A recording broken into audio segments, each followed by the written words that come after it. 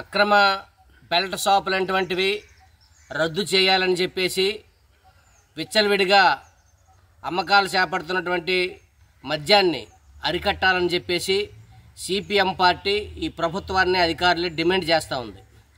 ఈరోజు రాష్ట్ర ప్రభుత్వం మద్యం పాలసీ అనేటువంటి తీసుకొచ్చిన తర్వాత రాష్ట్ర ముఖ్యమంత్రి స్వయాన మద్యం అమ్మకాలటువంటివి అక్రమంగా బెల్ట్ షాపులు పెట్టి అమ్మకాలు చేపడితే వాళ్ళ మీద పీడీ యాక్ట్ పెట్టి వాళ్ళ తాట తీయండి అని చెప్పేసి రాష్ట్ర ముఖ్యమంత్రి గారే స్వయాన ప్రకటన చేయడం జరిగింది.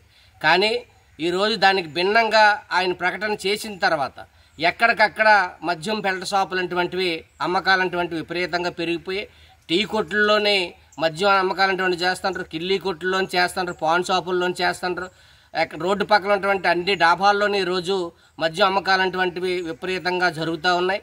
ఇది అరికట్టవలసినటువంటి ఎక్సైజ్ అధికారులు, సిండికేట్ వ్యాపారస్తులు సిండికేట్ అయ్యి ఈరోజు విచ్చలవిడిగా వాళ్ళ ఖజానా నింపుకోవడం కోసం, లాభాల కోసం ఈరోజు తాగుబోతులు చేసి విచ్చలవిడిగా మద్యం అమ్మకాలనేటువంటి ఈరోజు చేపడతా ఉన్నారు.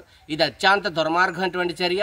సిండికేట్గా ఉన్నటువంటి వాళ్ళు వాళ్ళ లాభాల కోసం ఈరోజు వాళ్ళు ఎక్కడికక్కడ మద్యం బెల్ట్ షాపులు పెట్టి అమ్మకాలకి ఈరోజు చేస్తూ ఉంటే దానికి తానే తండాలని చెప్పేసి ఎక్సైజ్ అధికారులు చేసి ఎక్కడికక్కడ చూసి చూడనట్టు వదిలేటువంటి దుర్మార్గమైనటువంటి చర్య. ప్రభుత్వం మద్యం అనేటువంటిది మేము చౌక ధరకి ఇస్తామని చెప్పి మీరు నచ్చినట్టు పండగ చేసుకోండి అని చెప్పేసి మందుబాబులకు చెప్పి నిన్న మంగళవారం నాడు 15% అంటే 150 కోట్ల రూపాయలు మద్యం ధరలంటువంటి విపరీతంగా పెంచారు. దీని మీద మద్యం బాబులందరూ చాలా ఆగ్రహంగా ఉన్నారు. ప్రభుత్వం చెప్పింది ఒకటి చేసింది ఒకటి ఈరోజు చేస్తూ ఉంది.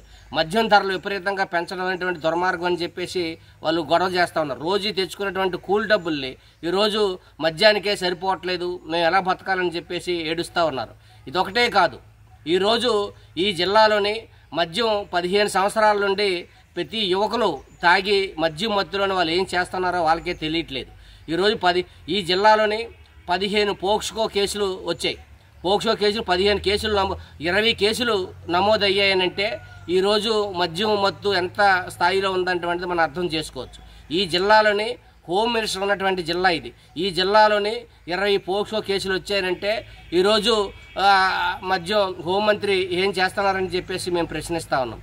దీనికి తోడు మన పవన్ కళ్యాణ్ గారు ఉన్నారు. ఈ రాష్ట్రానికి చాలా ఆదర్శమైనటువంటి ఉప ముఖ్యమంత్రి అని చెప్పేసి చెప్పుకొని మేము ప్రశ్నించడానికే పార్టీ పెట్టామని చెప్పుకున్నటువంటి గొప్ప వ్యక్తి.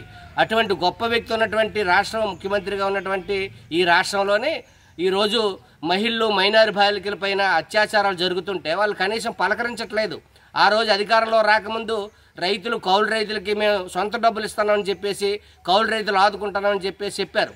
కానీ మీరు ఈరోజు మహిళలు, మైనారి బాలికల మీద అత్యాచారాలు జరుగుతుంటే ఏం చేస్తున్నారని చెప్పేసి మేము అడుగుతూ ఉన్నాం. కాబట్టి చెప్పిన మాటలకి, ఎన్నికల ముందు చేసిన పనులకి, ఈరోజు అధికారంలోకి వచ్చిన తర్వాత చేసిన పనులకి సంబంధం లేదు. ఎవరు వచ్చినా ఈ రాష్ట్రంలో చేసేది ఒకటే. ఈరోజు ఖజానా నింపుకోవడం కోసం, ఆ డబ్బులతో ఈ రాష్ట్రాన్ని పరిపాలన చేసుకోవడం కోసం ఈరోజు విచ్చలవిడిగా మద్యం అమ్మకాలటువంటి చేపడుతూ ఉన్నారు.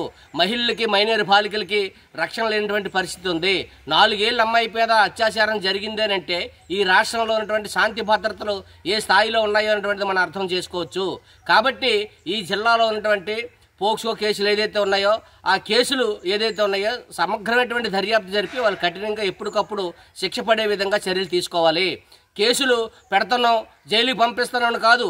కేసులు పెట్టకముందే వాళ్ళ మీద వాళ్ళు అవేర్నెస్ కల్పించి వాళ్ళ మీద ఏ చర్యలు తీసుకోవాలి, ఏ విధంగా ఇటువంటి ఘటనలు జరగకుండా చూడాలనేటువంటిది పోలీసులు చూడాలి. కానీ వాళ్ళు కూడా ఈరోజు ఆ విధంగా చూసిన పరిస్థితి లేదు. ఎక్సైజ్ అధికారులు గత ప్రభుత్వం అధికారంలో ఉన్నప్పుడు 5 ఏళ్ల పాటు ₹1 కూడా వాళ్ళకి వచ్చే పరిస్థితి లేదు. వాళ్ళేమో ఈ అధికారంలోకి వచ్చిన తర్వాత, ఈ గవర్నమెంట్ అధికారంలోకి వచ్చిన తర్వాత ఎక్సైజ్ అధికారులు గత 5 ఏళ్ళు సంపాదించుకోలేనటువంటి సంపాదనని ఇప్పుడు ఈ ప్రభుత్వం వచ్చిన తర్వాత సంవత్సరంలోనే 6 నెలల్లోనే సంపాదించుకునే దానికి, లోటు పూడ్చుకునే దానికి ఎక్కడికక్కడ విచ్చలవిడిగా మద్యం అమ్మకాలకి సహకరిస్తుంటారనేటువంటిది స్పష్టంగా అర్థమవుతూ ఉంది. అందుకని ఈ మద్యం అమ్మకాలు అనేటువంటివి అత్యంత దుర్మార్గంగా ఈరోజు ఎక్కడ పడితే అక్కడ అమ్ముతూ ఉన్నారు. పండగ పోయిన తర్వాత తీర్థాల్లోని ఎక్కడికక్కడ మద్యం అటువంటిది అమ్మకాలు విచ్చలవిడిగా చేశారు, పేకాట ఆడించారు. అదేవిధంగా కోడి పందాలు ఆడించారు, ఎక్కడికక్కడ గుల్లాట ఆడించారు. ఎక్కడికక్కడ ఆడించి తెలుగుదేశం కూటమి నాయకులే దగ్గరుండి ఇటువంటి ఘటనలు రాష్ట్రంలో చేయడం జరిగింది. చంద్రబాబు నాయుడు గారు, పవన్ కళ్యాణ్ లాంటి అడ్మినిస్ట్రేషన్ ఏదో మేము ఉద్ధరిస్తామని చెప్పేసి ప్రజలు నమ్మి ఓట్లేస్తే ఒక్క పని కూడా ప్రజలకి సక్రమంగా చేసినటువంటి పరిస్థితి లేదు. ఈ మద్యం అమ్మకాల వల్ల ప్రజల ప్రాణాలకి, మహిళలు, మైనర్ బాలికలకి రక్షణ లేకుండా తీవ్రమైనటువంటి ఇబ్బందులు పడేటువంటి పరిస్థితి ఈరోజు ఉంది. అందుకని ఎంట్లే గ్రామీణ ప్రాంతంలోని మద్యం పెల్ట షాపుల్ని ఎంట్లే అరికట్టండి. ఈరోజు మహిళలు, మైనర్ బాలికల మీద జరుగుతున్నటువంటి చర్యలు తీసుకోండి, వాళ్ళకి న్యాయం చేయండి అని చెప్పేసి ఆ విధంగా చేయకపోతే మేము ఎక్సైజ్ ఆఫీసుల దగ్గర ఈ జిల్లాలోని ఎక్కడికక్కడ సిఐటియు, సిపిఎం ప్రజా సంఘాలుగా ఆందోళన చేసి దీని మీద చర్యలు చేపడతామని చెప్పేసి సిపిఎం పార్టీగా ఈ ప్రభుత్వానికి, అధికారులకి హెచ్చరిస్తా ఉన్నాం.